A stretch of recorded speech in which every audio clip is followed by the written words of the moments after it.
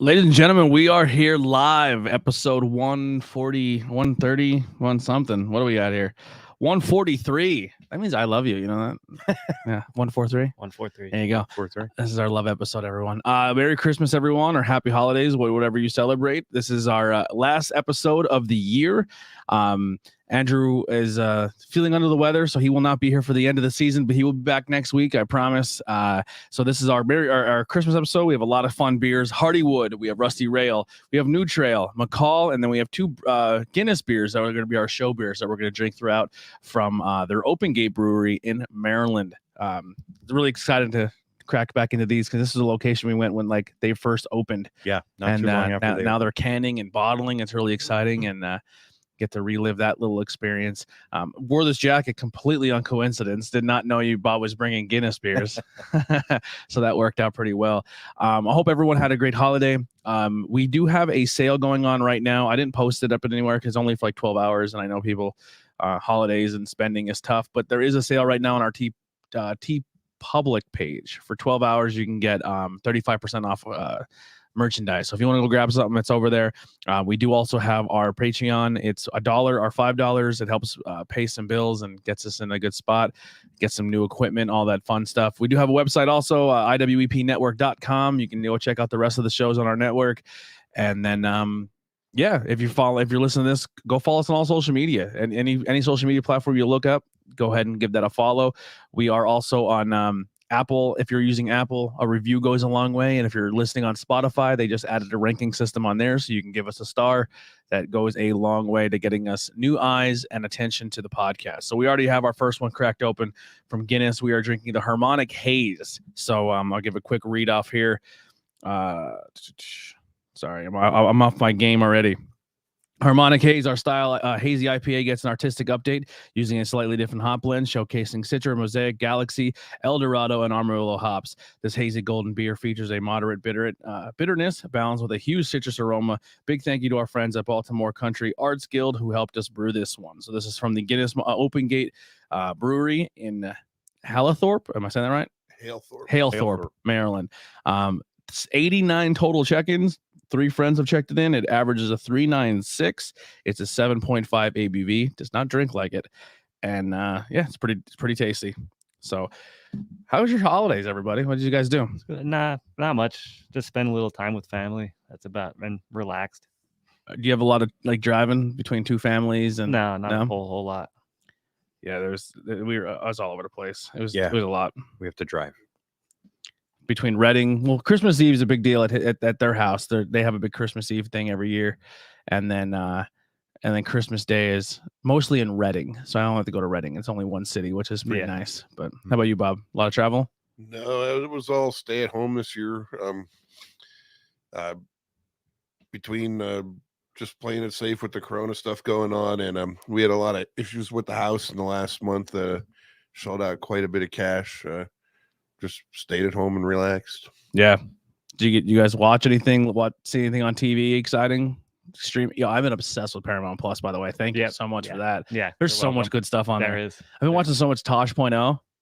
Like it's just on there. Just watch. Or another good one is Review. I don't know if you watched that yet. No. It was an old Comedy Central show. It's Andy Daly, and the idea is he's a host of a show, and people write in and want him to review life things, so he has to do whatever they tell him to do. Oh, okay.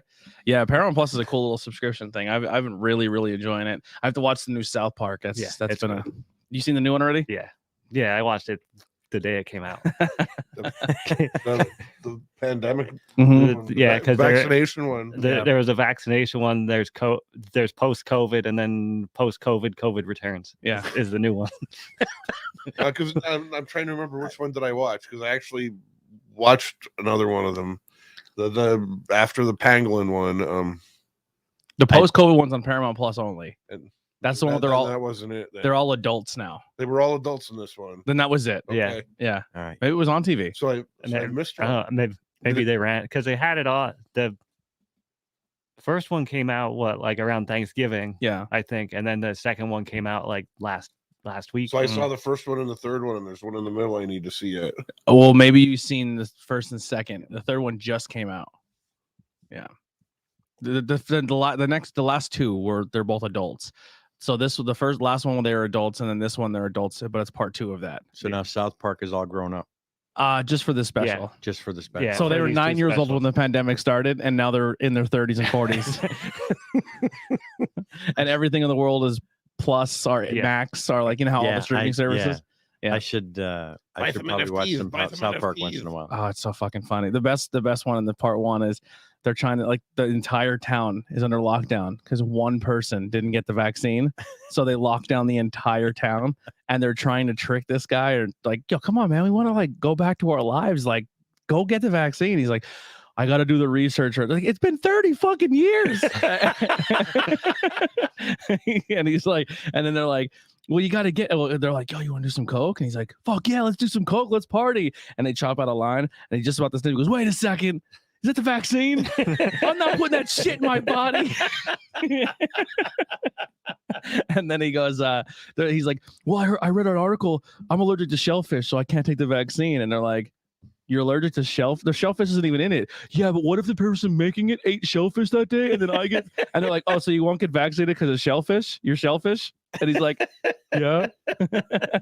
It's really funny, but it's really good. But yeah, it's super entertaining. Speaking of that, dude, that's just fucking, I think we just gave up, right? As a nation, we just quit. We're like, fuck it. I don't understand. I can't. Have you seen the map? No, It's just pure red across the board. There's not even a state that's not even like a shade different color. It's just like rampant. What gets me, and I don't want to get political, but when COVID first came out, they shut down the entire country. Mhm. I mean, they shut down the bar and restaurant industry, devastated the hotel industry, the entertainment industry, restaurant for months, transportation. And I said, okay, now we have a little more education on this. We're going to open things back up. We have a vaccine, blah, blah, blah. Omicron comes along, which is 1,000% more contagious. And they're like, wear a mask and just social distance. It makes no fucking sense. It's also a lot less virulent. People aren't getting as sick off of Yeah, this, it's not as strong, but it just makes no sense to me. Well, some of the shit they're coming up. Could you imagine if they tried to lock everything down again? People would lose their shit. People like, no, fuck that. We're not doing it. Exactly. So that they just said, fucking the best we could do is tell them to wear a mask. Like, I'm sure they would have liked to lock it down again, but they just realized, like, if they tried again, people would revolt. Yeah, I don't get some of the thought processes behind it. I'm not saying it's not a bad thing. My theory, listen, I just don't get it's your choice. Process. Do what you want to do. You want to get vaccinated, get vaccinated. You don't want to get vaccinated, don't get vaccinated. But like, my theory is if you get vaccinated and something happens, then obviously, you tried, you did your thing. There you got to do. If you don't get vaccinated and you get sick, don't go to the hospital. Just fucking ride that out, baby. You made that choice. You know what I mean? Like, I don't know. This is like both sides are rolling the dice. Let's roll it. You know what I mean? Well, the folks that are anti-vaccination or anti-COVID vaccine are like, oh, he got the vaccine and he got COVID. Yeah. No one ever said the vaccine was going to prevent you. You're not immune COVID. to it. You just don't get as sick. It's not like polio. But I don't know. I like when people who are in the medical profession say stuff like that. You're like, did you read did you get a pamphlet or anything? Like, you're just trying to, I mean, let's be honest. I went to a doctor a few times for this because I've tested it. I've gotten tests and then I actually tested positive. Even medical professionals are just like, we have no fucking idea. Yeah. No one has an idea. I love the commercial where the woman says, I asked my doctor, especially about getting the kids vaccinated. I asked my doctor, and he's like, I have no fucking clue. They change it every 2 days. The commercial says, that's part of what I think actually scares the people. Fucking crazy. Because it's different every day. Yeah. You can't get a straight answer anywhere except from the people that are pushing you to get vaccinated. Yeah, the CDC. Yeah. And on top of that, like there's a lot of work involved in these vaccines, but there's no long-term research. Yeah. Right. And that concerns people a lot too. Absolutely. And that's a valid concern. I'm not saying if you're the reason you're not getting vaccinated is because you fell into a political party argument. If you're legit that's concerned, actually as far as that's the dumbest reason not to get vaccinated. Yeah. For political reasons. Yeah. That's absolutely ridiculous. Did you see the new interview with Trump? Long term. when Trump was interviewed by that girl. I don't know her name. I forget her name, but she was getting interviewed. She interviewed Trump, and she was like, "And what do you think about the vaccines?" He's like, "They're good. They're working really well. Like people who are vaccinated aren't getting as sick as quick." Of course, he's going to say. He's that. like, he's going to run in 24. He's like, "Get vaccinated," and they're like, "She's like, what? This whole time we've been fighting." Didn't just the other week he was at some convention and he told everyone he got his booster shot and they booed him. Yeah, it's awesome. Yeah. What if a giant heel turn in 2024? He goes back and he's completely on the other side. He's like, "Fuck you, rednecks." Yeah. Never happened. I would be surprised. I shouldn't say I would be surprised to see him run for 2024, but I would be very surprised if he won again. As a barber, I love this podcast. It's every single stage of beer growth, and it's a good and it's a beer in good company. I appreciate it, man. Thank you so much for hanging out with us. Sorry if we're getting a little political here. We're just kind of talking about the world right now. Yeah, we're just bullshitting. Yeah, we're not. Yeah, sorry, but yeah, I'm trying to grow it back. I get a little patchy beard, but we're in all three stages. Bill and Bob are killing the game, But I'm getting back, man. But thank you so much for commenting and hanging out with us and joining along. I appreciate that. But yeah, this first beer. What do you guys think of the Guinness? It's good. I like it. I like it. It's very well. It's hilarious. I like Guinness. I like their company. I like what they stand for, the whole nine. But I don't like the Guinness drought, like the stout. The stout. The I hate it. It's gross. The money maker. Yeah. I hate it. It's gross. And everyone's like, "Oh, you don't fucking drink Guinness? Like, you want a Guinness?" I'm like, "No, I don't like that beer." And I'm like, "What do you mean?" I'm like, they make other beers. Yeah. Like, give me a Harp all day. I'll fucking drink Harp till my head falls off. Yeah. I love that beer.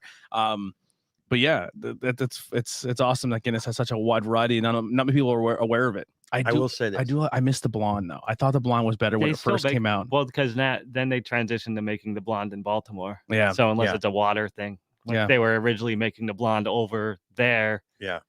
And the blonde was amazing when it first. I'm not saying it's not bad now. Anymore? I think they do. I think it's exclusively only made in Baltimore. Okay. Yeah. Yeah, but I guess when it first came out, they would ship it over.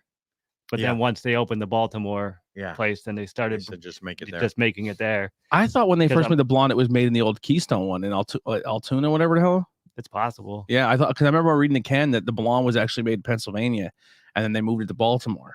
But originally, it was made in Ireland. Really? And they shipped it over. Yeah, and it's a good beer. Found a place. I guess they found a place, the old Keystone, and did that and made it there until Baltimore was for a while. Guinness had the old Schaefer brewery there. They used to make in Allentown, Truxertown. Yeah. Oh, the old Stouts brewery. Was it Stouts? No, it was Schaefer. Schaefer. But the one that Samuel Adams has now. Is that where Sam Adams is in that? Right at 78 and they've been there a while though. Yeah. But before Sam Adams moved in, Guinness had that for a while, and they was it the Bacardi? Oh yeah. Malt drinks they made there. Yep. Yeah, it was. Absolutely was. But wasn't Stouts in there for a while, a short period of time? I thought I remember. No, that's the one Stouts. from Adamstown. I thought. Oh, you know what? If we take the Wayback Machine, I think Wayback. Stroh's might have been in there for a little bit back in the day. Not Stout. Stroh's. Yeah. Yeah. If you guys are watching along live, what are you drinking with us? Are you hungover? You're not drinking at all? What have you had over the holidays? Did you try any fun beers or mixed drinks or anything interesting? Let us know in the comments, or let us know if you're listening back later what you're drinking or what you had over the holiday. Did you get everything you wanted for Christmas? Did you get anything fun? Yeah. Did you ask for anything? Like, it sounds weird asking adults, but we're still fucking kids at heart. Did you get anything cool? Nothing. I got a. Go ahead. I'm for anyone who is in the loop there. I'm a big single malt Scotch fan. I got a bottle of Glenlivet that's relatively uncommon in the States. So they're Caribbean Reserve. Oh, nice. So I did not crack it open yet. I always say, like, let's dive into that world in the podcast. I'm like, no, fuck that. I don't want to live. I can't do liquor anymore. It just fucking, I get nutty. Plus, if we're recorded, I don't know if malt liquor, I mean, like, malts are the word. You need someone to operate the board. Yeah, I need those episodes. If you're going to do those, you're going to need someone those to operate the episodes. board. We have to pre-record and then go back and listen to it before we post it. Yeah, those when we do double episodes, I get nervous sometimes. Or they would all have to be remote episodes, and we all have this same bottle at home, and we don't go anywhere. Yeah, I got a mini version of the Christmas Story leg lamp from my home bar. I want a large scale one, This but they're is like like maybe $400 $1. but I won't buy a little one. I want a movie prop one. It'll be to my window all year round. I'll never get rid of it. Yeah. What about you, Bill? Just got like some clothes and stuff. I got a new hat that I decided to Save wear. water, drink beer. Yep. How many Fright Rag shirts? I didn't get any. No. I usually order that for myself. Yeah. That's the problem. I buy myself so much stuff that when it comes around Christmas, everyone's like, we don't know what to get you. Yep. I'm in the same boat. And it's always like, oh, what do you want? I don't know. If I want something, I buy it for myself. You know what the move is? That's how it works when I'm an adult. Visa gift cards. Do Visa or Amazon gift cards. Just give me a gift card. Just give me a gift card and I'll get my own shit. And then you actually get more because then like if a bunch of people get gift cards, you're just like, oh my God, this is great. Yeah. I like that. That's the move. That's what I did. I got gift cards. I had some gift cards I was sitting on from work that I had to cash out. I cashed those out. I got some gift cards from family. And I started a little new collection. I'm probably an idiot for doing it, but AEW, the wrestling company, just started, and they started their own toy line. So they're only like 6 series in. So I got a couple different AEW action figures because I'm like, you're literally coming in on the ground floor. Yeah. And I was like, oh man, I can like start this collection and just kind of like they only release like 4 a month. Every other month, so I just really get the new 4 and then put them aside. And so I'm starting that collection, which is a fucking terrible idea. Yeah, but we're starting it. We're gonna see how it goes. Yeah, but yeah, I'm collecting action figures now, like a fucking grown ass man. But yeah, what about you? I got a bottle. I got a bottle of Crown Royal for Christmas. Just regular Crown Royal or regular Crown Royal, which no is salted fine. or no peach? Nope. Or apple. No, not the. I do like the apple, but I do like Crown. So now I got to get some ginger ale or 7-Up, either one. Yeah, Crown and ginger, or Crown and 7-Up is good. That's about. I mean, I got a nice shirt. Got a pair of boots. Needed new winter boots, and that's about it. Mom asked me to. I cracked. I don't know if you saw. I cracked my bowling ball. One of my bowling balls. How'd you do that? Not actually using it, right? No, using it. Oh. The other 2 cracked in the closet. I don't know if it was temperature change or what, but they cracked in the closet. This one, it was my spare ball. And what really bums me out, it was Jody's spare ball. Mm. And I was using it. I threw the spare at the 10-pin, and I got the 10-pin. And when the ball came back, I didn't notice it until I had to use it again. And right where your thumb goes in, there was a big chip taken out of the ball. I'm like, fuck. Not that I cracked the ball, but it was Jody's ball, There's no fixing that? No, there's no fixing it. So it's sitting on the shelf. I can't use it, but now it's sitting on the shelf. Because it's Jody's. It's Jody's.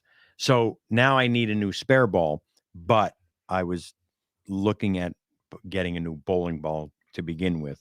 So I don't know what I'm going to do. Yeah, I got to talk to TJ and see what he recommends. It still blows my mind. The whole family is like fucking huge bowlers, and I think it's the stupidest game ever. Like the only time I like doing it is if I can get blackout drunk. Yeah, no, I enjoy it. I was getting decent, and then I was mad at myself for getting good at bowling. Because it's like I'm looking down the lane, and I'm like someone who like went to football practice and basketball and soccer, and I grew up playing sports. And then I look down, like my Graham's bowling, and like 900-pound dudes bowling, and like 87-year-old ladies, and I'm just like, I don't want to be good at this. I don't want to. This is not my route. It's cool. I enjoy it. It's frustrating. It's frustrating as shit, but I enjoy doing it. I think that's my favorite part is when people get really pissed off.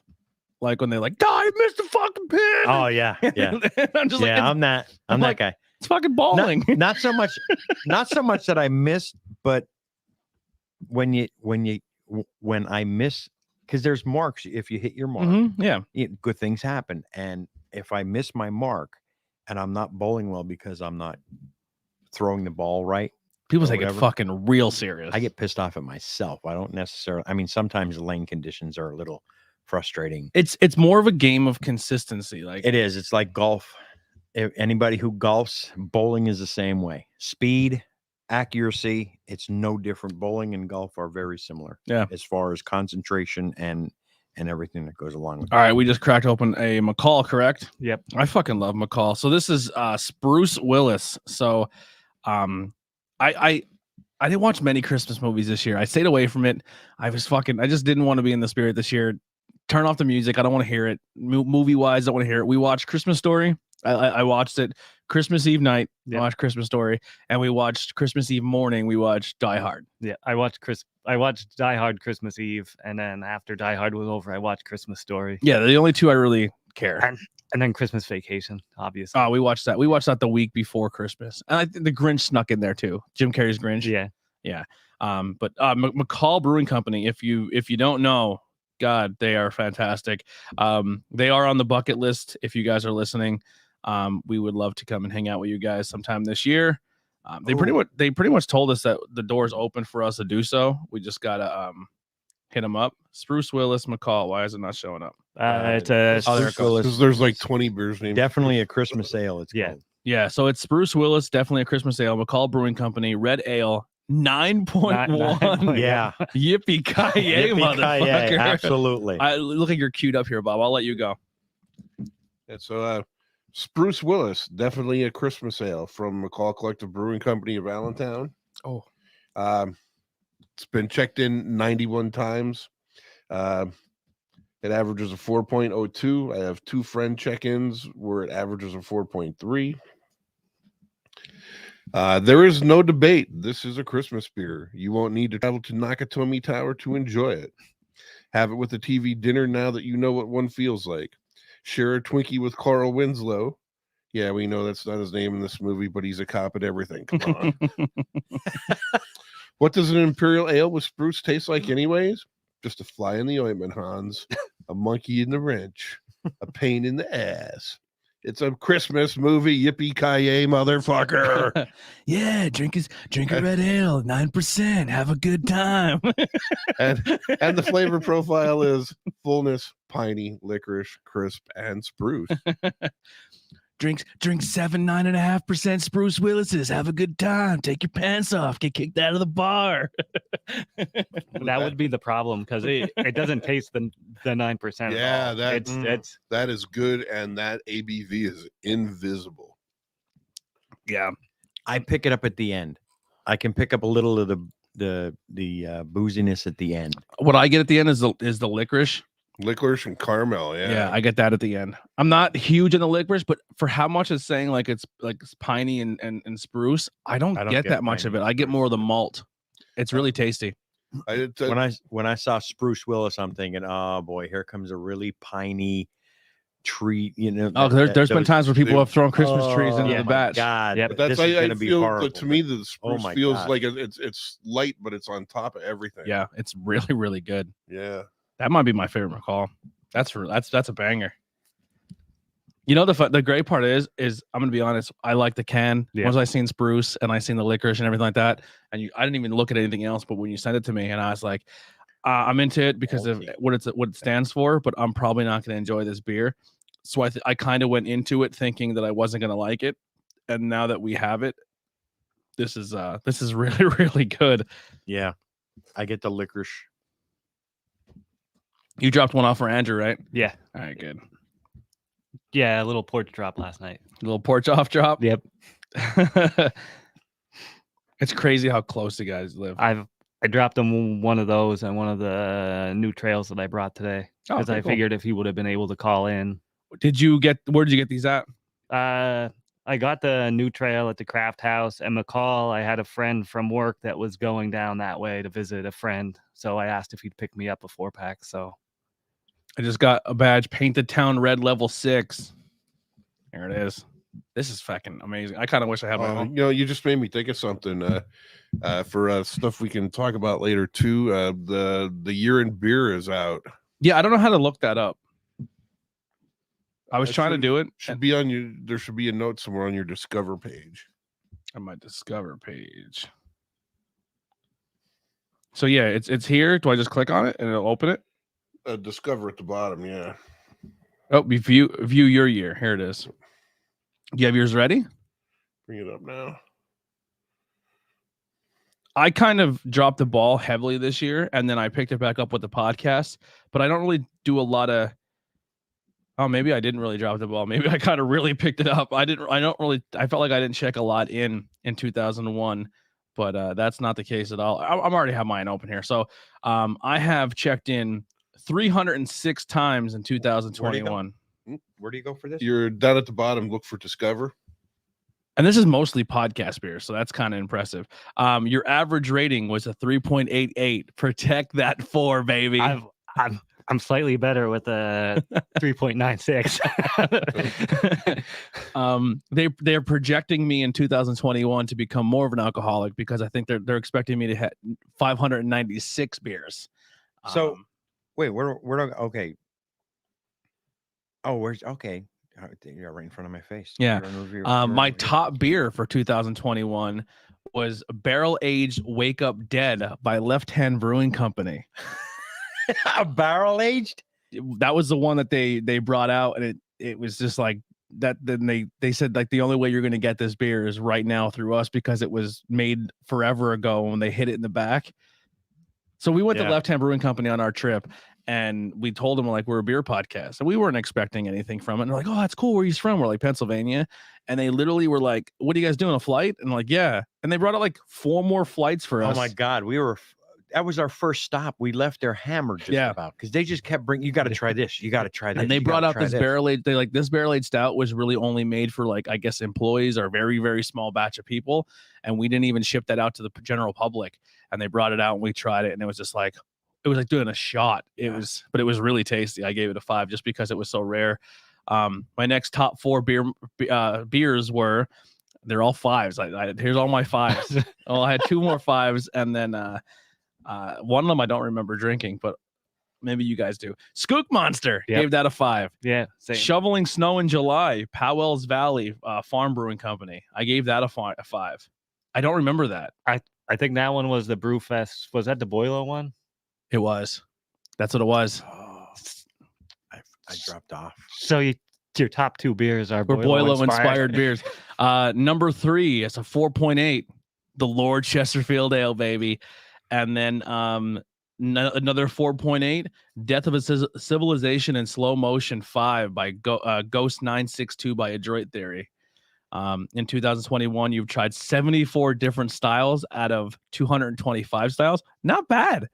Not bad. How many different styles? Your top beers were fruited sours.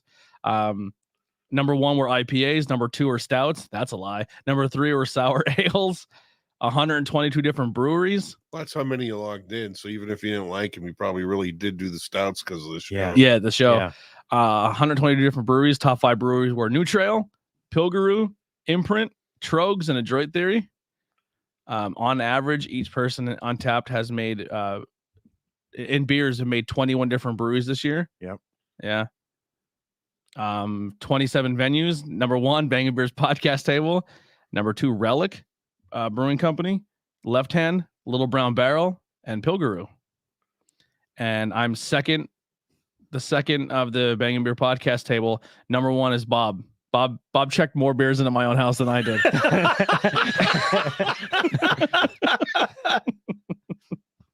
All right, Bob, what's your lineup? I slacked off a little bit this year. I don't have quite as many check-ins when I got back from my my beercation. I intentionally kind of slacked off a little bit to let my body get back in the groove and going to work every day again. And so I checked in 1,675 beers. Holy shit. I had 300, and I'm like, wow. My average rating was a 3.92. Oh, protect that 4. Brett Squared in the chat from the cake stand says, I'm a harsher grader. I have a 3.33 for 2021. My top beer was Anchor Steam. The next 4 were Barbican Strawberry, which was, if you remember, that was the Arab NA beer we had. Your top beer was an NA. I love it. Second top, yeah. Top NA. Bell's Two Hearted Ale, Lagunitas, a little something something, and Yards Poor Richard Spruce Ale. Out of 225 beer styles, I tried 160 of them. There you go. That's our goal next year. We have to try to get every style. My most checked in style was Lager American Amber /Red. Well, I wonder what that was. I'm gonna go off on another sidetrack there. Untapped listed its 10 most logged in beers of the year. Yuengling cracked into the top 10 this year with Yuengling Lager. I'd like to feel I'm partially responsible. I think you're 100%. I wish I can say like who is the like if you could check a beer in. Here's what I want Untapped to add. You go to a beer, like any beer, and be like, who has checked this beer in the most? Like each beer has its own like top 10. Because I think that'd be fun to see like, I'm ranked in the top 10 for Chesterfield, or I'm ranked in the top 10 for Pilgaroos Blonde, Coconut Blonde. Like, I think that would be a cool subcategory they should put in. So every time you check a beer and be like, who are the top 10 ranked people on this beer? And then because like if you walk into a brewery and be like, yo, I fucking love Yuengling. You're like, yeah. They're like, yo, I'm your number one check-in person on it. Like, you know what I mean? I think that'd be fun to do. That'd be a cool little subcategory. So my top 3 styles, number 1 is IPA. Number 2 is stout, and number 3 is a sour ale.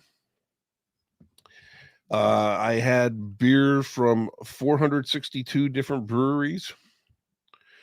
The top 5 were Adroit Theory, 33 beers, New Trail, 31, Pilgaroo, 24. Shout out to Tamaqua Stoker's Brewing Company, 16 unique beers. And rounding it out is Trogs with 14 unique beers. So that's actually pretty good because it says the average Untapped user had a beer from 21 different breweries. So I'm above average. Yeah, you're killing the game. I had a beer in 172 different locations. The top location is Tamaqua. Whenever I log beer from home, I just default to Tamaqua. And the second most logged in location is the Bangin Beers podcast table. There it is. Nice. My third is the Tap at Humboldt. Number 4 for the year was Hiller's Hideaway, a bar in Tamaqua. And number 5, when they didn't make the Schuylkill County Beer Fest its own venue again, I logged all my beer from Pottsville City Hall. So, that's my number 5. I have 37 check-ins from Pottsville City Hall. That's great. While you're talking, we're gonna crack open. Let's skip McCall. Let's go New Trail, then go back to McCall. All right. So I'm gonna crack open the Cook Forest State Park from New Trail Brewing Company. Hazy, shocker, hazy double from hazy double Indian Pale Ale from New Trail. 660 badges this year, and I believe that's it. Let us know your favorite beers if you're watching along. If you're on Untapped, you can follow us. If you just head over to Bangin Beers Podcast, Anthony, I'm on there, and then I always tag everybody from the show, so you can go check those out. But yeah, Bill, you have yours pulled up? I have mine up. I checked in 319 times in 2021, average 3.96. Last year, I only checked in 152 beers, and this year I checked in 319. Welcome to the table, baby. Yeah. My tops were the Skook Monster, the Karmic Synergy, also from Rustyrail. Yeah.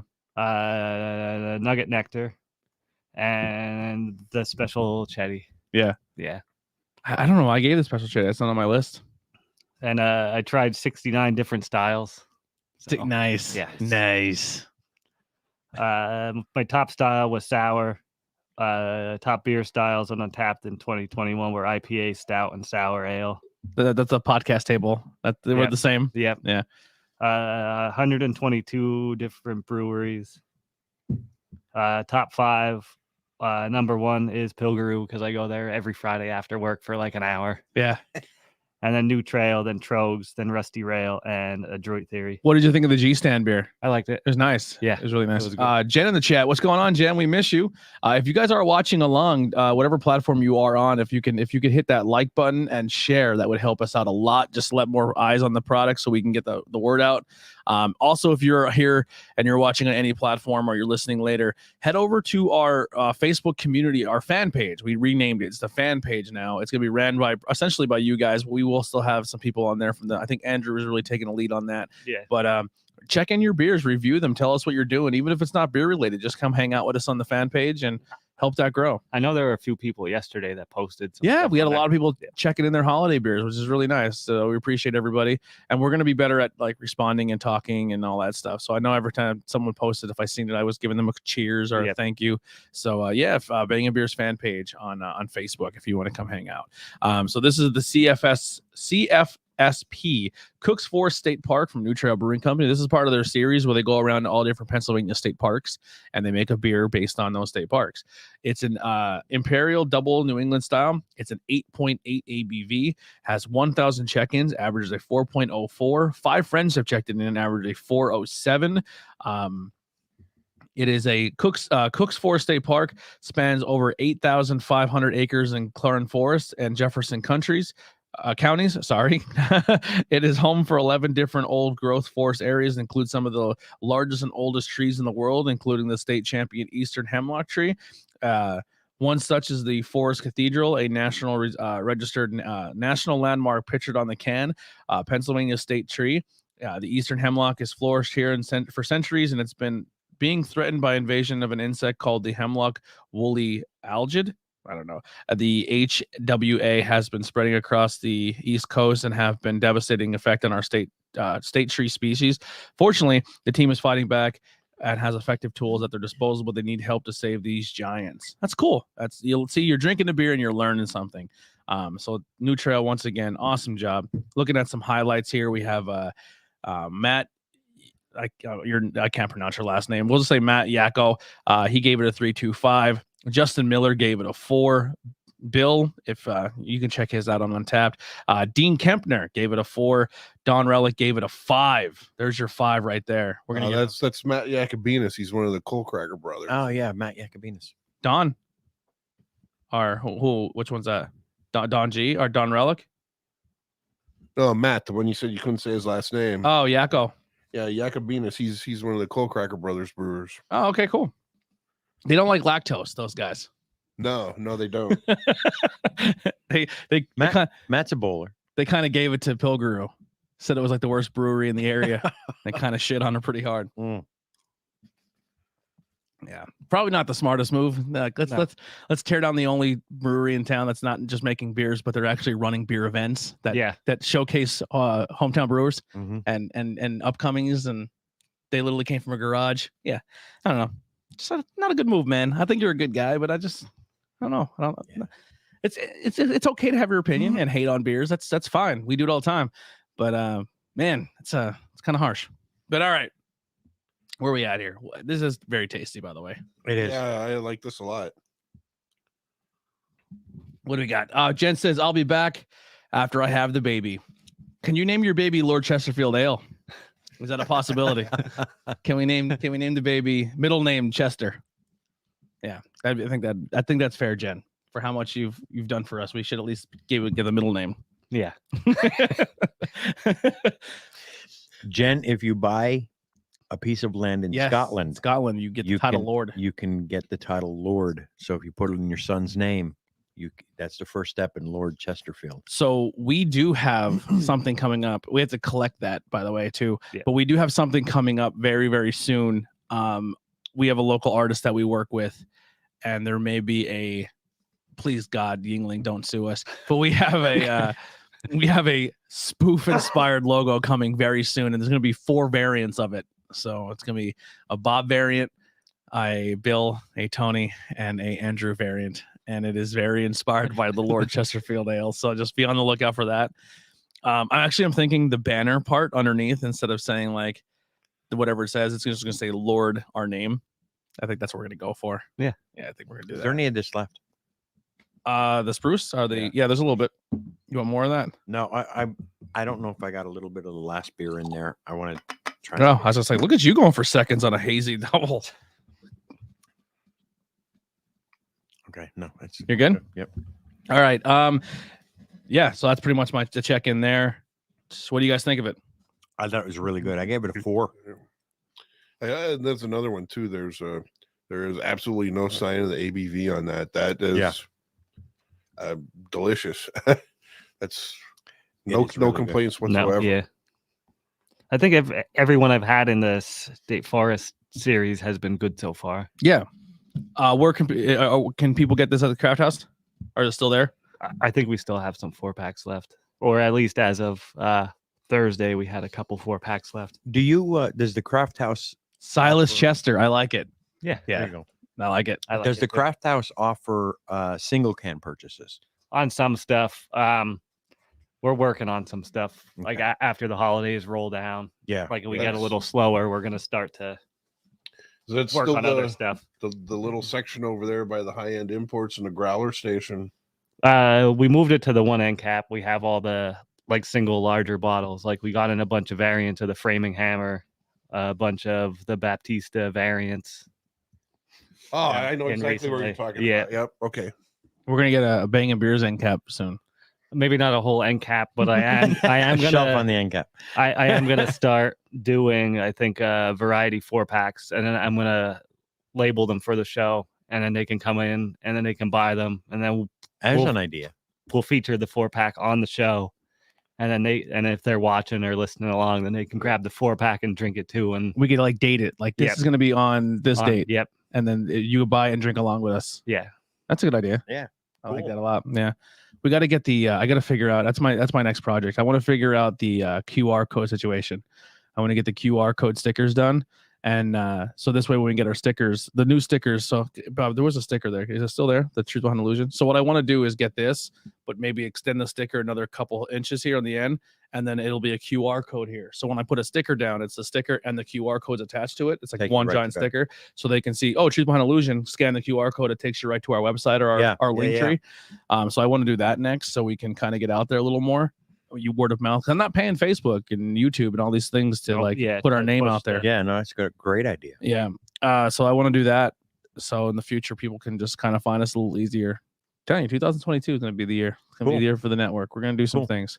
But No, the reason I asked is I've said it before. I love going up to just outside of Syracuse is Branching Out Bottle Shop, and you walk in and there's like it's just nothing but craft beer, and you can buy single cans versus the 4-pack. You can buy the 4-pack, you can buy the 6-pack, whatever they sell it as. But I love it because you can buy a single beer to try it. That way you're not spending, $20-$30 on a 4-pack and take it home and find out I don't care for this, but you got 3 more to go through. You got to tough it out or give them away or something. So I love going up there, getting one. If I know I like it, I'll get 2. It gives folks an excellent opportunity to be able to just try different beers and different IPAs and different beer companies without, I don't want to say wasting money, but if it's something that they're just not into, you're only wasting $5-6. well, I think the thing that a lot of places like the Craft House and the Keg Stand and the Beer Shack go through is it's hard to break them up and sell them as individuals because the traffic's maybe not as high and the beer game's not as popular as we would like it to be in this area. So if you break them up, then you're sitting on like 2 cans by itself, or rather than getting your profits worth for selling the full 4-pack. So I think if our area were to get more busier when it comes to like, hey, we know we're going to make our money back if we could split these up and sell them in singles, where like a Shangy's or a place like the Branching Out can do, where they know they're going to make it back. That's why we're trying to bring that a beer awareness, because the more people drink it and try it, they're priced appropriately. Don't get me wrong. But places like that, that's their reputation. That's what makes them. There's not really any of that immediately around here. And correct me if I'm wrong, Bill, but by any means, your biggest sellers are still like Yingling Lager, Miller Lite, Coors Light, Budweiser, and it's the area. So it's locally it's a much harder push. Well, because even if you go to a place like Weiss or Giant and look at their mixed 6 sections or where you can buy singles, there's full, and a lot are either like old, out of date. They should have been gone a while ago. Or like mass produced. Or larger produced, not so much mass produced. Like larger produced craft beer. Sam Adams, for lack. Well, see, that's another thing. Especially with the Weisses, I see that like in the beginning, the selection is fabulous, and you go back 6 months later, and it's not fabulous anymore. Well, it's because the stuff from 6 months ago is still sitting there because they're the thing is I think what really helps a brewery or a bar or a place like that is people like a Bill, or like if I catch myself doing it all the time at breweries, especially like if we go to a place and I'm at like Pilgaroo and someone's like looking at the wall and they're like, I don't know what to try. Like what? And you hear them like, well, it's kind of like a Miller Lite. You're like, oh, Potstill Pilsner, go for that. And you kind of have a conversation and you kind of like educate your staff or your person behind the bar is like, hey, I know you're not really into like the craft beer. Like, what can we do? Like, try this out, man. Here's a small pour. Like those little connections. They give you tasters? Yeah. I'm assuming they did. Yeah. Well, you can buy like you could buy it by like the a ounce. 5 ounce, Yeah. a 10 So you're ounce, not gonna fit into a 16 full ounce. pint. Yeah. But those small conversations really opens the door for people to try new things. I'm fucking having a brain fart, but last time we were there for the ugly Christmas sweater, I met someone who makes their own beer in Pottsville. And they said they're going to reach out. I forget their name now. I'm having a brain fart. But yeah, I'm at the Pilgaroo. But yeah, and I think that helps out a lot too, is when someone comes to the store and they're like how we met that lady in Minersville. She knows Bill by name. She loves him to death because when she goes in, he knows her by name, what style of beer she likes, and like, hey, we got these in. This is right up your alley. Like he's made those connections where he can he can do that with the customer base. You know. All right, let's get this one down here. As you're cracking that one, I'm going to crack open the other Guinness for our show beer. Okay. This is going to be the Guinness IPA. You don't have to dive into it right away. Just kind of fill your glass up, let it sit, and go to that one in between. I want to try this Rustyrails. Yeah, Rustyrails has been killing the game. I love how they're doing that tap takeover stuff in our area. It's been really nice. What do we got? Hello from Aunt Mary and Juliana. Hey, Aunt Mary and Juliana. How you guys doing? I got to watch my mouth now. Juliana's watching. Dude, see how big she got. Yes. Her and Jamie are like monsters. Well, I'm not like monsters. As like they're just so tall. I got to teach them basketball.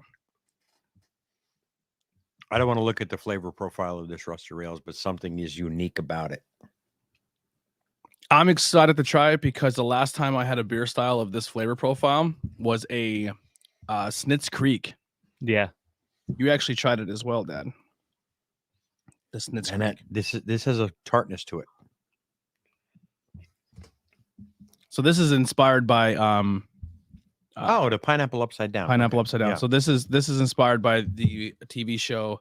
It looks a little bit of a mix of Rocky Horror Picture Show, or not Rocky Horror, Little Shop of Horrors Little meets Shop of Horrors and Stranger Things. So it's a cool can. And it's a collaboration with a grocery store giant.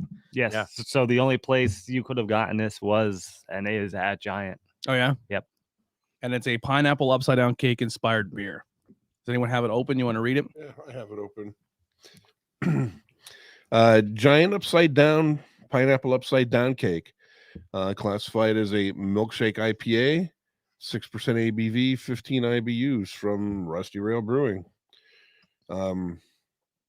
Fruity and low bitterness IPA with a soft mouthfeel and notes of tropical fruits and a finish similar to pineapple upside down cake.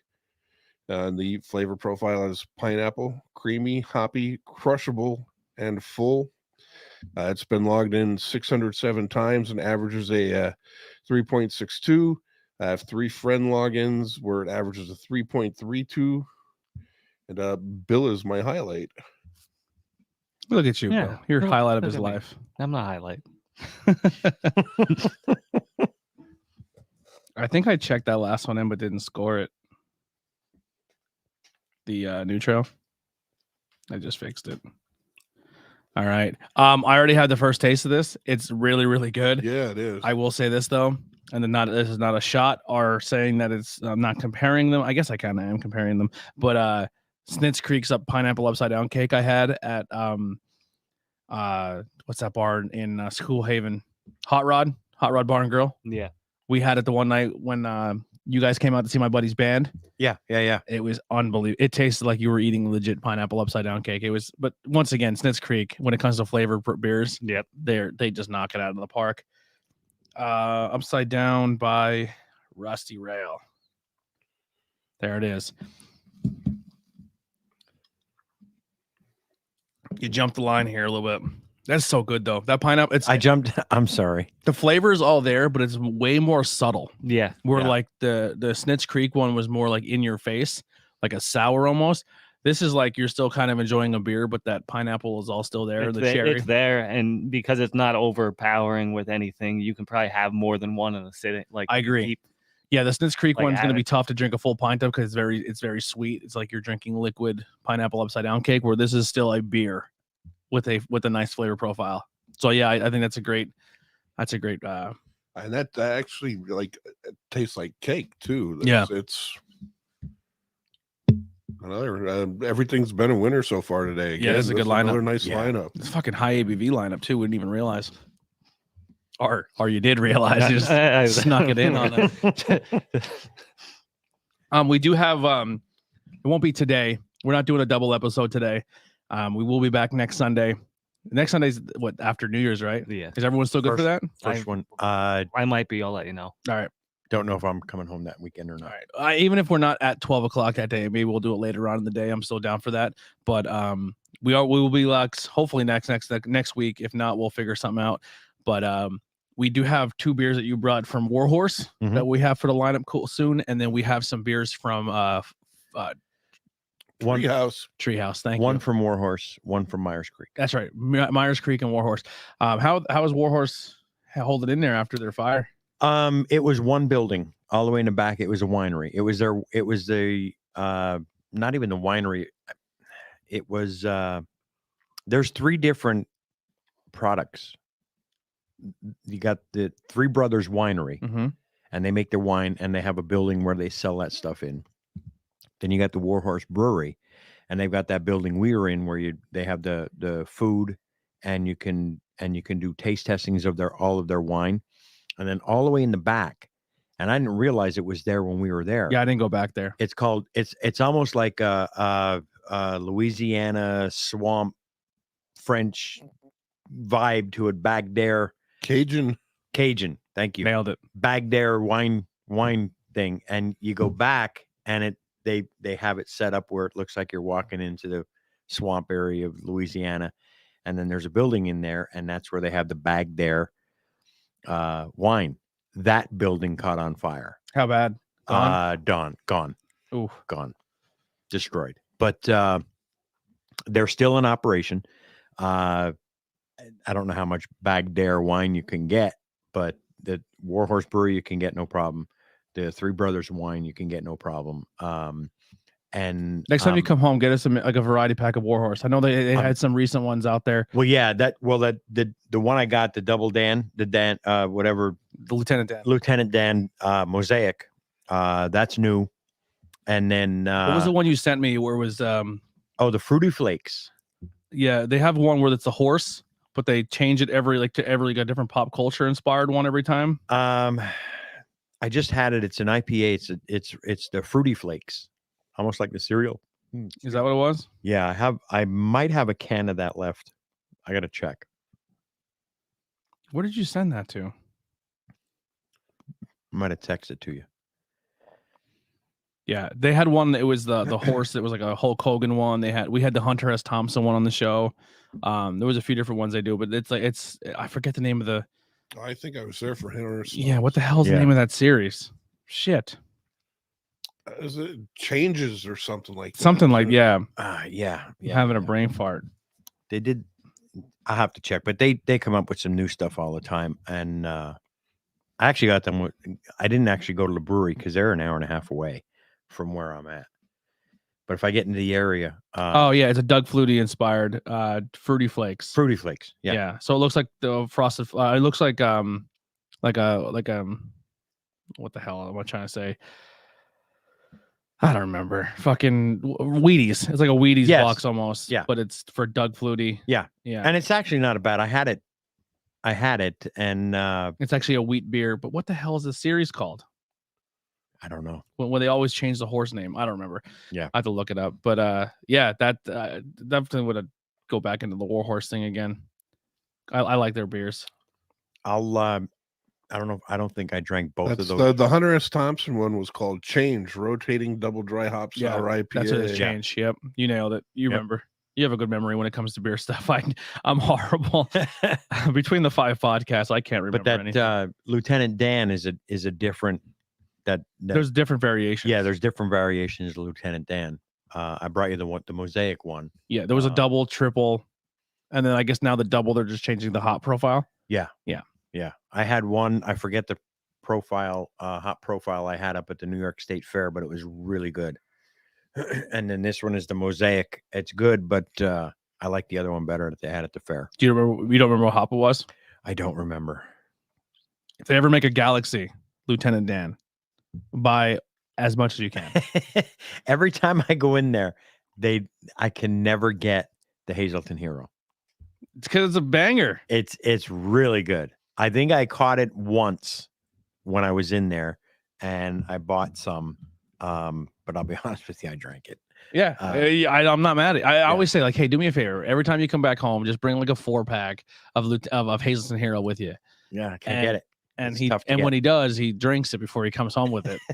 So if you're listening to Warhorse, hook me up. Are they getting? I know they said they were talking about possibly shipping to Pennsylvania. I wonder if that ever came through. I believe they can. I don't know for sure. I'd have to check. Check their website if you can. Yeah. At some point, I believe they can ship to PA. But it's easier for me to get to the Branching Out Bottle shop than it is to get to Warhorse. Oh, you can get up themselves. at Branching Out too because it's part of their whole series. Abomination. You get a lot of Abomination at Branching Out. Yeah, if I never see that anywhere around because here they moved from anymore. Pennsylvania and upstate New York. a lot of times, Connecticut, the Yeah. 12% beer project. Yeah, 12% beer. So he can get a lot of that Branching Out because 12% beer project's up there all the time. a lot of times they'll actually they but must own a van. In the beginning, it still came here all the time, Mhm. even after they moved there. But yeah, I couldn't tell you the last time I saw an Abomination anywhere around here. Yeah. I'll tell you what. Next time I'm going up to Branching Out Bottle, I'll shoot you a text message. Bob, Yeah. give me your number or get my number from Junior. And Whoever made that group chat, just add him back into it or make one with. and the next time I head up, I will let you know I'm heading up, and I'll remind me to look for Abomination. Yeah, that and Nightmare you can get up there too. You do that and let me know. I'll shoot you $40 or $50 to mix it up as much as you can. Sure. Yeah, because we used to do a lot of Abomination because we used to get it so frequently up here, and then they moved up to the upstate area or Connecticut area. Now it's tougher to get in Pennsylvania. Yeah. It sounds like what they do. They must own a van, and they visit a brewery, and they'll bring a van load of stuff back. Well, and then that's their feature they're for the next considered. couple of weeks. I know that it's a negative connotation name, but they were considered Yeah, for a while a gypsy Ghost or brewery. a gypsy brewery. Yeah, so Yeah. they don't really. They're pretty much like Pilgrim. But that's what I thought 12% was. That was a home for people like that. It was. That's a contract brewer. Mhm. And I believe Nightmare's part of it. Abomination's part of it. Something else, because we got some flack from somebody from that area for our logo at one point in time, from the 12% Beer Project. One of the wives of the lady gave me some heat for our logo because we got the logo done by that guy. and okay. yeah, Oh, yeah. yeah. The skull. The skull drinking a beer. The skull logo. We're like, cool. We're gonna pay this guy, and then he just turned in like. I mean, listen, he still has a right to make whatever art he wants, but then like people came at us like it was like we knew about this guy from California who we commissioned to do art for us. You know what I mean? It was a weird situation, but I guess it's all smooth over. Who knows? I was drunk on a live stream playing video games, and I got the message, and I was just like, I'm not gonna sit here and argue like our fight. Just join my live stream and talk to me. And I guess she did join, and I was like on my live stream, like this fucking lady's arguing with me. This fucking she probably never even listens to the fucking show, and she's like, I'm here, and I'm like, whoops. And then she commissioned this other guy to do the logo, and it was really nice of them to even draw it. I just didn't like it. I'll be honest, it wasn't my style of art, so we just didn't go with it. And because they wanted us to change our logo so bad because it came from this person, and I changed all their art for Nightmare because this person is no longer doing the art. It was a whole thing, but I still respect. I came in on the tail end of. Yeah, I only caught a little bit of it. Yeah. It was a nightmare. It was the only like negative PR we ever got. It was only like 3 people. Yeah, it was right at the beginning of that whole cancel culture phenomenon. I actually kind of wish it got bigger. What I think is even funnier about that now is like the first Bangin Beer shirt that I bought was that. And Yeah. then, like the day I come in to tell you that I finally bought a shirt, and then like you guys let me in on all that. Yeah. We still I mean the logo is still for sale. We I still have it sell on the sweatshirt. Yeah, I still own on a sweatshirt too. It's a cool logo. Yeah. Listen, like there's some things that people made that if you go do some research, they're not great people, but their art and their, I guess, their personality are two different things. I don't know. I honestly, I don't even hate the guy. You can have whatever opinion you want. Yeah. I wasn't a fan of, and it's on the table here. I was just looking at. I wasn't, but I told you I wasn't a fan of that. You didn't like the font because it was death metal font that was hard to read. It was hard to read. The font was hard to read, but the art is cool. Yeah. The font is just you can't read it. And there's one spot of the logo that Jason always pointed out. If you put it on a black t-shirt, like right here in the B, he never made that transparent. So there's one spot of the logo that had a white spot in it still. Okay. Yeah. Bothered the fuck out of Jason to the point when he bought it on a pillow or something, he took a black marker and colored it in. Yeah. But yeah, it's the logo's still for sale, but we kind of gotten away from it. We have the logo now that Noah made us from Punksteria. It's super simple. It's clean. I like it. It's nice. I was wondering actually if we can do a way to in the middle of the glass to make that the QR code. That's possible too. The thing is if you make it too small, it can't scan. Yeah. So if I do a 3-inch sticker, it might be too small to scan. Yeah. Yeah, I'll figure something out. But the new logo, I haven't even seen it or know anything about it, but knowing how good the artist is, and every time I hand her something, she nails it. I'm really excited to see how it turns out. You know what's gonna happen though. It's gonna be our next controversial logo. Yep. Yingling have never even recognized us, talked to us, worked with us, and we're gonna put this out there and be like, take that shit down. Ooh, what if we say we will take it down if you do an episode with us? Well, that's not gonna happen. I was more gonna say if you bring back Bach, and put Chetty in 16-ounce cans. There it is. That's our deal. That's our agreement. It's parody. I don't think we can get in trouble because it's parody. It's gonna be close. Fall under fair use. I think so. Well, we'll find out. Yeah. Well, the worst that'll happen is they'll send you a cease and desist, and I'll frame it. Yeah. Absolutely. And then you change your logo. Yeah. After they make Bach again, and that would be perfect for on the back of the shirt. Yeah. Bring back, we'll get rid of the logo. The cease and desist order. Put the cease and desist letter on a fucking t-shirt. Yeah. On the back. Or re-release it and put the cease and desist even just go back to the regular logo and put the cease and desist order on the back of the shirt. Then you can go to a brewery and say, you want to do a collab? And call it cease and desist. Yeah. Love it. Or they love it and they reach out and they're like, that's the greatest thing we've ever seen. Let's put it on the actual can. Yeah. Yeah. Can we make it? Don't fuck with the eagle. No, it's not the eagle. Okay. Essentially what we're doing is we're taking the Chesterfield logo, like the like the circle with the banner. Yeah. And instead of saying Lord Chesterfield, we're going to change it to Bangin Beers and then the Bottom podcast. And like we're taking the entire logo, but we're getting rid of everything that says Yingling and everything, and we're putting Bangin Beers, but it's going to look similar to the thing. And then instead of the Lord, it's going to be a dude in the Lord's outfit with the white hair, but we're just changing the face of the Lord to us four. Yeah, so it's going to be Bill's face with the Lord's white wig on. Say Lord Bill. Yep. And then where it says Yingling, DG Yingling son, Pottsville, Pennsylvania, 570. It's going to say IWEP Network, School County, Pennsylvania, 570. Established in 18, whatever. It's going to say established in 2019. Yeah, it's going to be great. They're typing the letter now as we speak. That would imply they're listening. Yeah, that would imply they're listening. Yeah, we've done 2 episodes. They have no idea who we are. They're too worried about all the Bud Light shit now. Yeah. Did Budweiser stop though? Did they? Yeah, it was in Friday's paper. Okay, cool. Chocolate up for the little man. Yep. Yeah. The little man. Yeah. Wait till they come after us. Yeah. A local band did a logo that literally is their entire Yingling logo, the eagle and everything, and it just says the band name. Yeah, and they never got messed with. Well, I think the band name was even 1787 or something. No, it was it was a different name. Yeah, oh, it's different. But I know there was a band name that was they just named the band the year Yingling started. I like that. That's our new podcast name. 1829. Yep. 1829. Our podcast name. We're You changing. have a it from- tattoo? Huh? You have the tattoo? 1829 somewhere? No. No? How many times have you checked in the logger? Just shy of 700. You had to stop checking in at 1,829. yeah. At 1829, you got to stop, Yeah. Bob. That's your goal is to get to 1829. Never check another one in. We'll talk about next I'm year. at 673 logger check-ins. If they sue us, I'm like, have you seen how many times Bob has checked in your beer? Let us go. Yeah. We have been repping Chetty for you forever.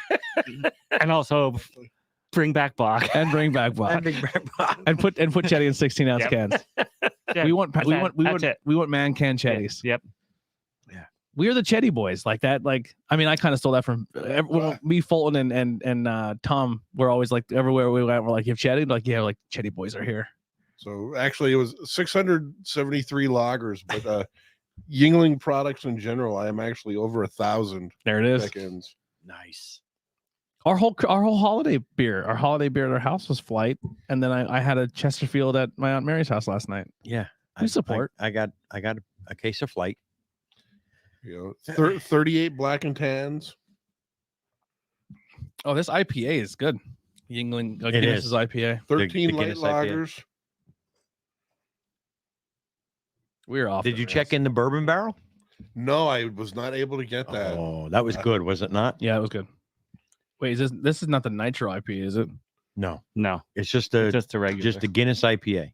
4 Oktoberfest, 6 chocolate porters, 2 golden pilsners, And a partridge. 28 Yeah. 28 I was Chettys, gonna go. 11 porters, 7 premiums, 3 flights, Oh, premium. 1 Raging Eagle, 1 premium light.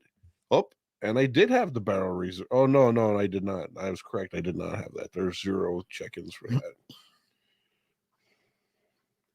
What's the worst Yingling product you ever had? We had the premium on the show, and I fucking like the premium. I don't want to drink it because I'm afraid I might like it. It's I- good. I can't. I You can't did that drink all it. Yingling. No. You No. did an all Yingling show I couldn't get to. Yeah. Yeah. I mean, I'm down to do another one. I can't. Well, I couldn't drink premium a while ago, or I would throw up 100%. Wow. was the- You had a I bad was premium night. Guaranteed. No, it's not even have a bad premium night. Like anytime I've thrown up because I was drinking, It was Yingling When- premium. when I go back and think of what I had the night before, the only thing different was I had a premium. What was the one they had? The was it a summer wheat? Yeah, that didn't last very I long. didn't like that one. Summer wheat didn't last long, and The IPL didn't last. The long. The IPL. That was the one I didn't like the IPL. Well, I think the IPL they were ahead of the curve for a change instead of Yes, they were. If because they bring came- that back now, Yeah. I think it might be more received better. But I'm not an IPL fan to begin with. See, I've mentioned this once or twice on the show before too, but it took me a very long time to warm up to IPAs. For a long time, I didn't like them. Yeah. And when the IPL thing started, I was like, oh, great. Now they're going to ruin lagers too. And I just, on principle, refused to try an IPL. And after I warmed up to the IPAs and I started trying every single IPL I have had, I thought was fantastic. And I'm so mad at myself now that I never tried one when Yingling made it, because I really think I would have liked it. yeah. But I'll never know. Yeah. So this is Fresh Coast from McCall Collective Brewing Company, American IPA, 6% ABV, 320 check-ins, average of 387. I had one friend check in and gave it a 4.10 with I think it was me. with his was it me? fancy premium score. Yeah. And here's the write-up. Now this is a story all about how the IPA category got turned upside down, and I take a minute to just sit right there and tell you how he came to West Coast still wearing the crown. I don't know, that didn't rhyme at all. Just north of Philadelphia, born and raised, Fresh Coast is delicious and devoted of haze. Chilling at 6%, relaxing all cool. Cashmere and Nugget are keeping it old school. Not worried about lactose. Hades in the neighborhood. Fresh keeps it crisp and clean. Everything that's all good. When you pop the tab and bring it near, the aroma says fresh and there's some bitterness in here. If anything, I'd say that this style is rare, but not for the homes, so share. Not for the homies. Homes. Oh, I think it's supposed to say homies, so share. Yeah, so there you go. A little Fresh Prince of Bel-Air, McCall. I respect the write-up. Good stuff. I love McCall, and listen, Allentown, and I miss our boys over at the Beer You Are podcast. I mean, they stay in contact. We still talk, me and Steve, but I really want to get in touch with those guys again and do some stuff. Just had both their babies since I think we talked about it on the podcast before, but really love them. So if you go support the Beer You Are podcast, we were supposed to do something with them with Brew Daddy for Oktoberfest again this year. Just it kind of fell through, but the Allentown scene's awesome with Brew Daddy and McCall just kind of leading the charge. I was just speaking of Allentown. Just last week, I was at a new place, or new to me, anyways. The Sherman Street Beer Company. Okay. Everything I had there, I thought was great. I sent a picture on our group chat there, but there's officially a Bangin Beers podcast sticker on the wall there. Love it. Nice. And actually, several people were interested in the podcast talking about. I think I passed out half a dozen stickers. Nice. Hopefully, more people check it out. That's what we're trying to do. Try to get the word out. It's for anyone who's not familiar with it. It's relatively close to the neighborhood where Deerfield High School is. If you're in that neck of the woods, check it out. Like I said, all the beers, and I went through a lot of different styles. I had a saison that was flavored with mushrooms. Whoa, magic ones. That's different. But that's definitely different. You want to drink and trip balls? But it's the staff was fantastic. It's well worth the effort and the time if you're in the neighborhood. When the new year rolls around, my goal is, because we record on Sundays, if I'm not doing anything on a Saturday for a wrestling show, what I'd love to do is have all of us get together and just do like beer runs and just like go to different places and experience things. That's what I want to start doing that. We talked about a bus trip. And COVID hit. Well, COVID's still kind of in a weird spot, but yeah. I think now, I guess, like we said before, everyone kind of just gave the fuck up. But maybe we'll do proof of vaccination and piss people off more. No, joking. You can't get on the bus unless proof of vaccination. No, no, I definitely want to do the bus idea. It's still on the table, but we just gotta at some point. Really, realistically. But if you really want to do something like that, let me know. And the next time Rose and I plan a Saturday trip, and there's room for everybody in the truck. Absolutely. I think the biggest thing is, and this is kind of a call to action to our listeners, is do we have giveaways? Like we're sitting on gift cards. We're sitting on a really cool giveaway when it comes to something Andrew has. We want to do the bus trips, but the big thing is like we say, hey, share or like or comment, and we really get nothing. But our numbers are good. Like we have good numbers of people listening, but it's just like it's really hard to do a call to action if the listening base doesn't really engage.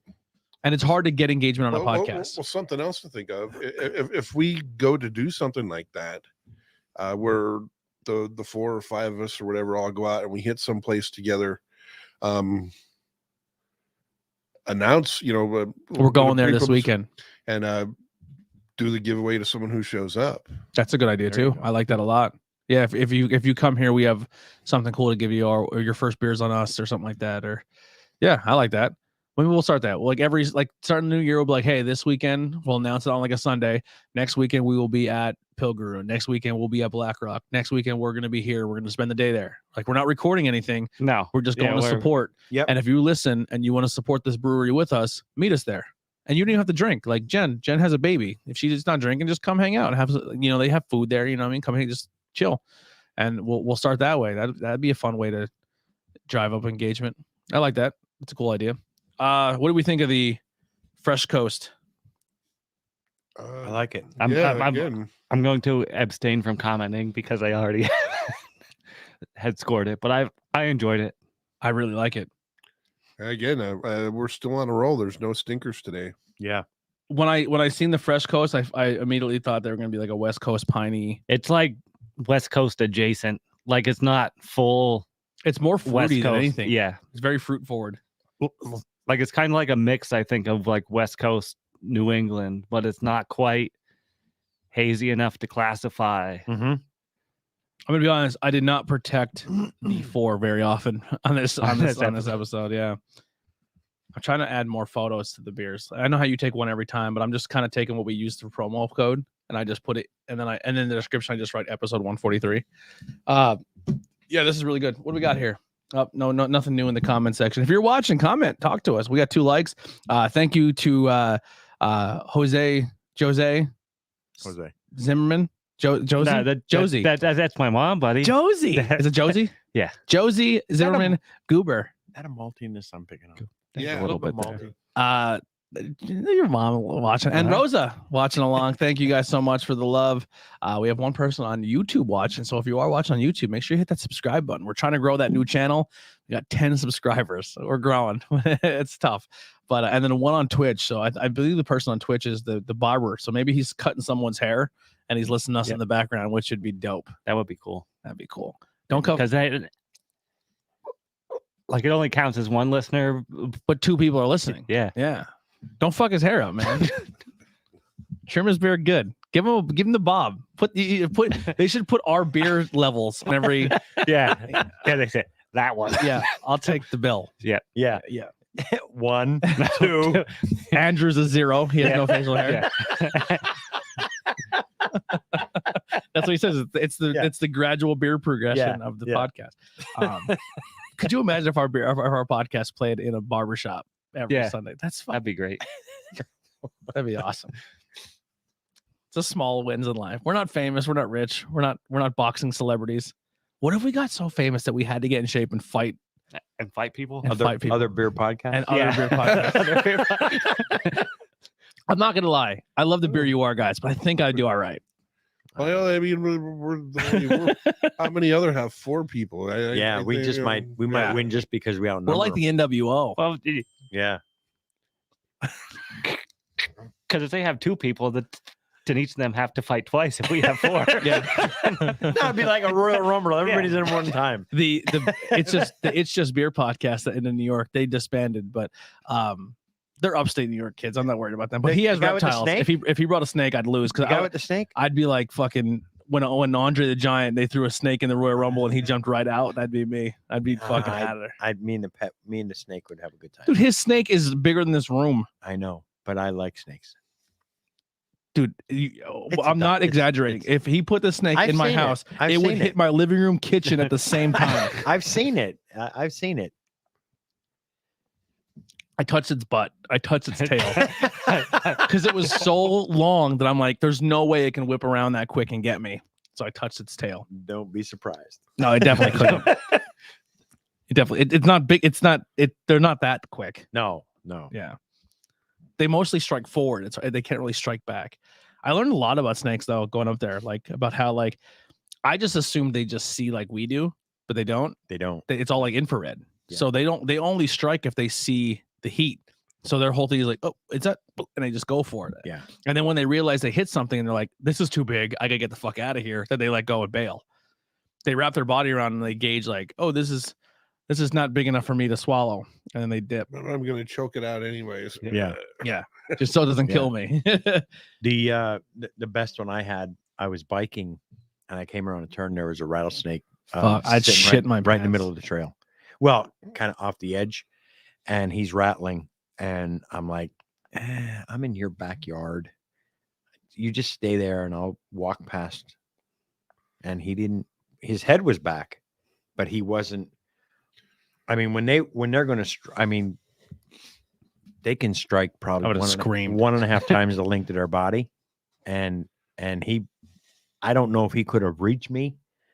I wouldn't have tested. But I had the bike between me and him. Not that was a lot of protection, but he wasn't too aggressive. He was just letting me know he was there, and I'm like, I know you're there. I'm just gonna walk on past. Yeah. No thanks. I stay in the woods. Yeah. And we just watched the new Wrong Turn. Have you seen that yet? I didn't watch it yet. It's weird. It's different. It looked weird and different. So Wrong Turn was like these inbred hillbillies in the woods that had like superpowers, and they like fuck people up and kill them and eat them.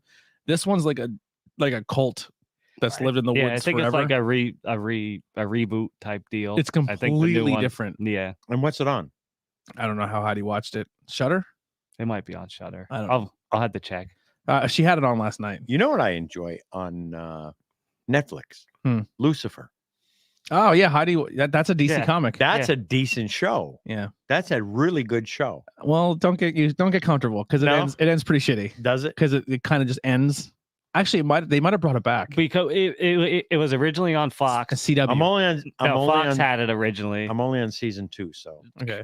Because Fox had it for the first 3 or 4 seasons, and then Fox dropped it, and then Netflix picked it up because people started being like. That's what it was. Like upset. Yeah, so because Fox, it was gone. Fox was like, it opens up to a whole new thing, and then Fox is like, we're done with it, and then everyone's like, what? Like that's how it ends, and then they got repicked back up. That's what it was. Yep. Yes. So the Netflix picked it back up. So after season like 3 or 4, I think it gets Netflix. better. Not that it's bad. I think it might get better because Netflix is more willing to throw money at at random stuff. Yeah. It seems they're more willing to say, have a couple $1 million and make a show. Figure it out. Whereas Fox is like, we got to worry about ad space. Yeah. All right, we're cracking our last beer of the show here. This is the this is the Hardywood. This is why we have show beers. So this is the Hardywood Christmas Morning. This is the stout. No offense to Hardywood. I don't have a hard time with stouts, but this is going to be an imperial milk stout with ginger, cinnamon, honey, vanilla. And my favorite coffee. Your favorite coffee. Hardywood Christmas Morning lends a cheerful, decadence. Yeah, decadence. That's the word I was trying to say. My brain wouldn't process it. To our gingerbread stout through a deep conditioning on locally roasted Mexican chapas coffee beans. Skip the leftover cookies and milk and awaken your senses with this delightful holiday tradition. I will do a small pour and then not score it. The cinnamon worries me. The cinnamon's probably the only thing that's going to save it for me. It smells fantastic. The smell of coffee is delicious. Just the taste of that bitter bean. There's nothing for me. Yeah. Oh, you read off the can. I did. That's why it doesn't match. Oh, what does yours say? I was like, it doesn't say anything about being from Chiapas. You're not going to like this. I tell you right now, you're not going to like this, Junior. Nope. Is it called Christmas Morning? Yeah. Oh, I would Hollywood. Was it Hardywood. Hardywood. There it is. Hardywood. I put 9.2. Holy shit. We usually do a second episode after this. Yep. Yeah, not me. 9.2 stout imperial. It's a 5. You bib? No. No. That's probably a highlight.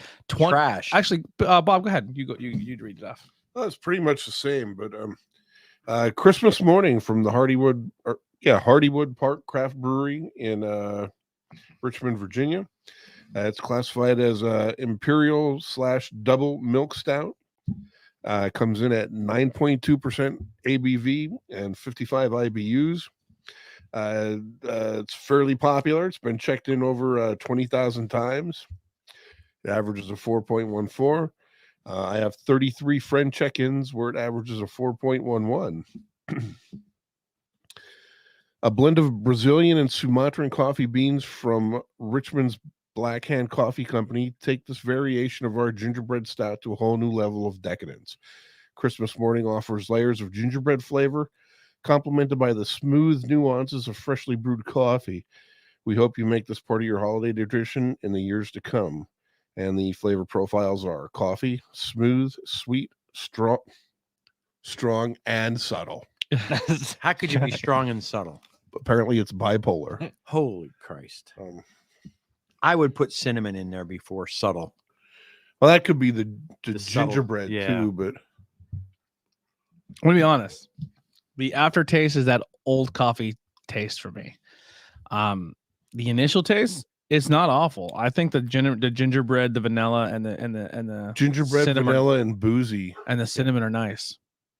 I won't score it still, but I definitely, if I'm not absolutely hating it or repulsed by it, I'm sure this is a great stout. But that's I bet that comes out more as it warms. Yeah. We did wait for last for this one, so it has warmed up a little bit. Yeah, that's kind of why I put it last, because I figured more like that by the time we got to it, it wouldn't be cold. It would be like, it's not bad at all. Room temperature. I don't hate it. And full disclosure, I think this was in my fridge since last Christmas. So, so it's we've aged it. Yes, it's aged.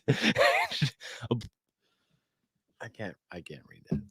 Did you see somebody on the at the 9.2? It should still be. Yeah, absolutely. Did you see someone on the Breweries in Pennsylvania group page post the Trogs Christmas party, where they literally opened up a Mad Elf from like inception till now? Really? They've literally taken the Mad Elf from like 2000, from when it first, and it had a different label for each one. Yep. Yeah, and because it was the green and like the full green label that had the elf on it. Because I don't want to say inadvertently had one the other Thanksgiving, but I was at my cousin's on Thanksgiving, and they live down there, like in Hearst, like they in Mechanicsburg they live. But so I opened the fridge and I looked in and I saw the old Mad Elf label.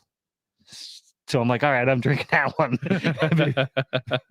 I'm gonna take this one. Yeah, I'm like, all right, I'll take this one versus the new one that they just picked up. Yeah.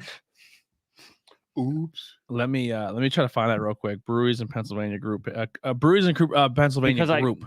Because I know someone personally a couple years ago. Here it is. Here, like a couple weeks ago, posted like at their personal house, they did a vertical from like.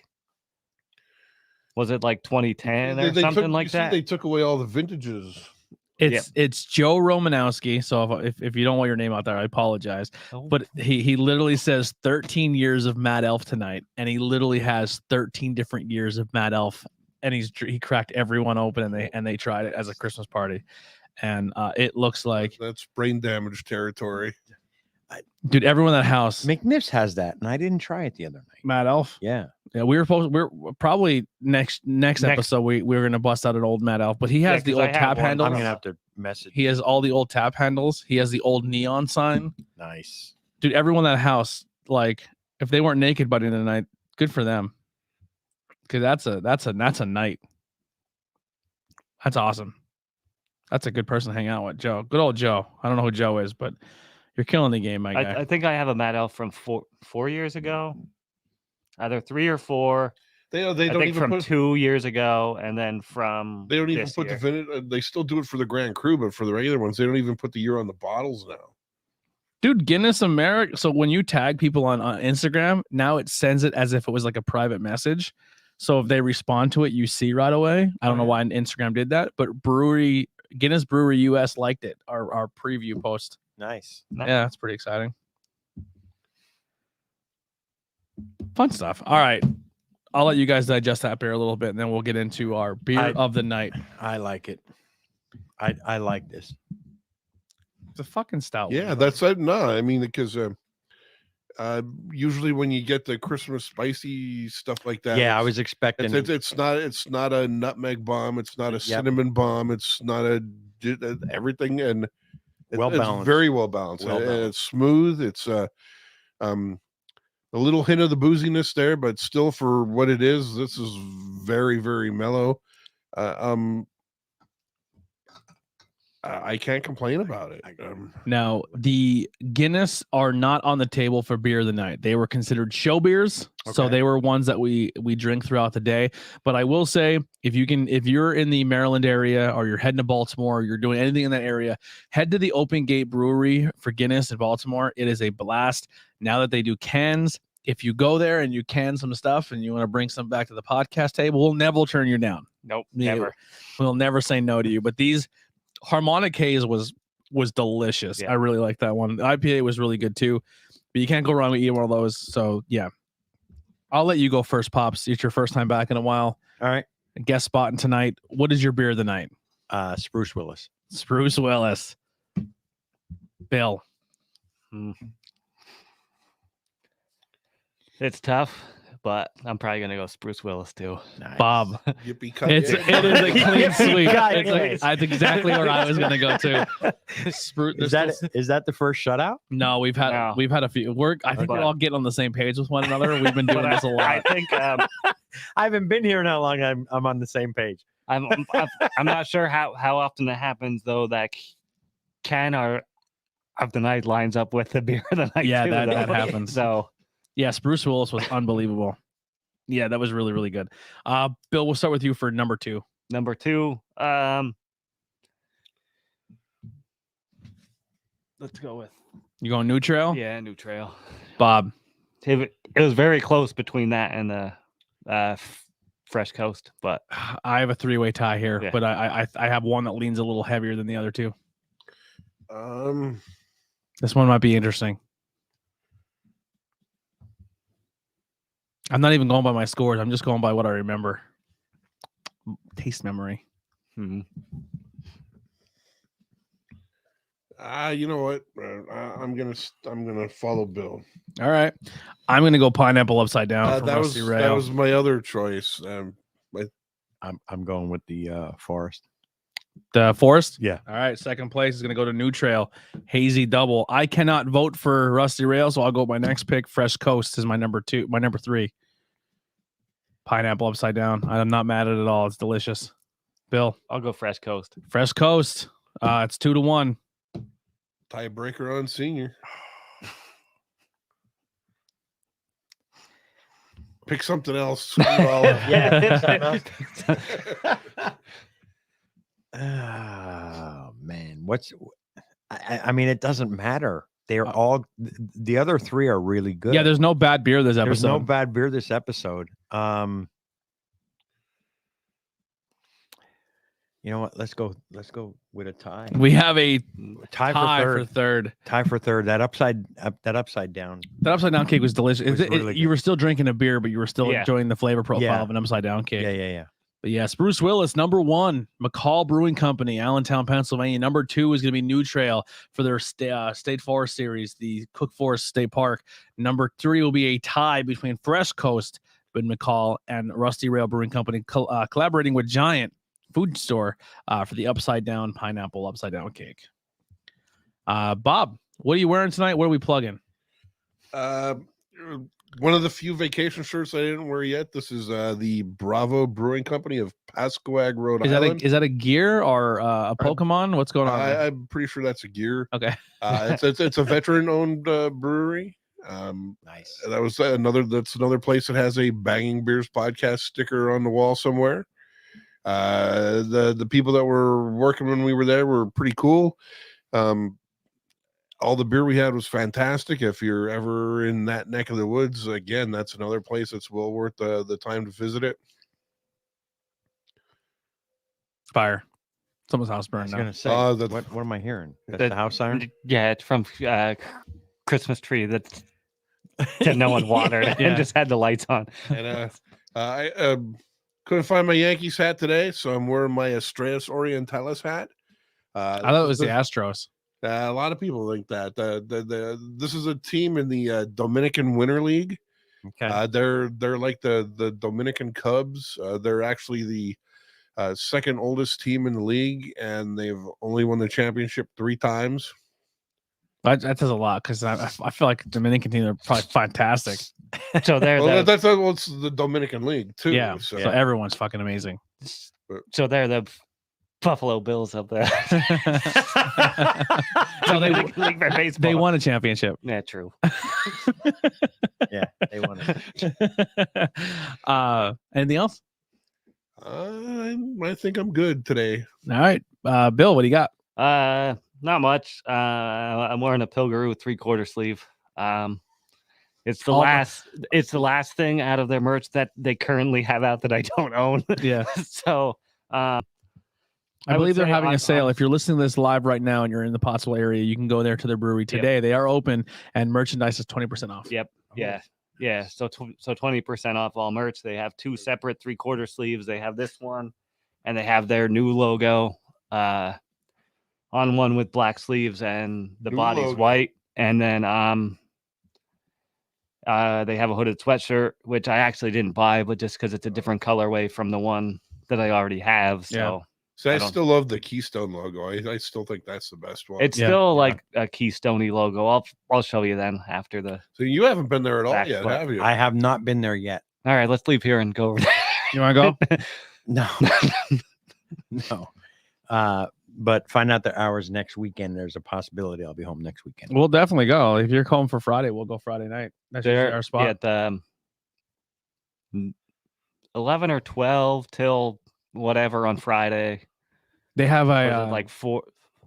They have a new. Actually, that's what I want to talk. They have that fucking Potsdam Maroon beer they made. Yeah, the 1925 Champions. Yep. Oh, it's a red ale. Good. So fucking. I had like 3 of those. Really? Yeah. I gotta get down there. Yep.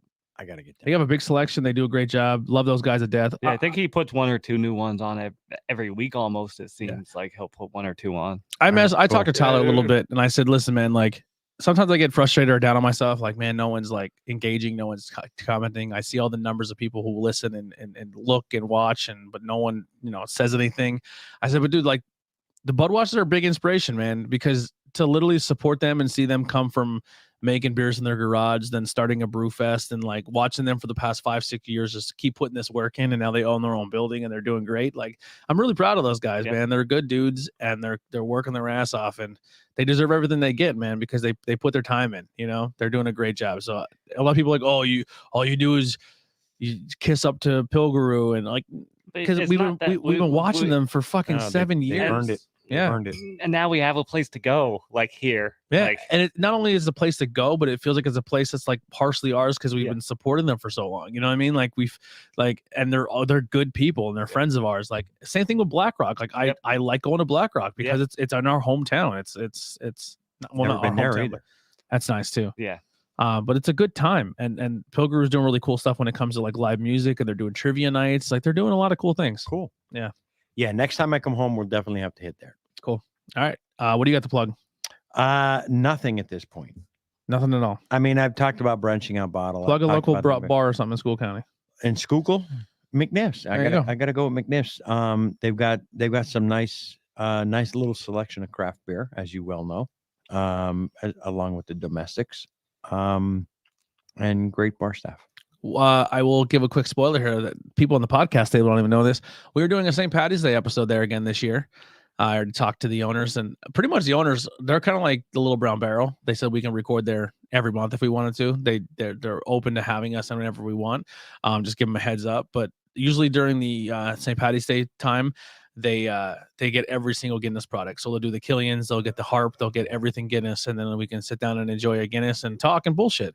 And they have 2 bars. They have one up in their main bar, and they have one a front bar, and we can just sit at the front bar and record and hang out. And whoever wants to come join us, they can. And you ever hit Ruts Bar?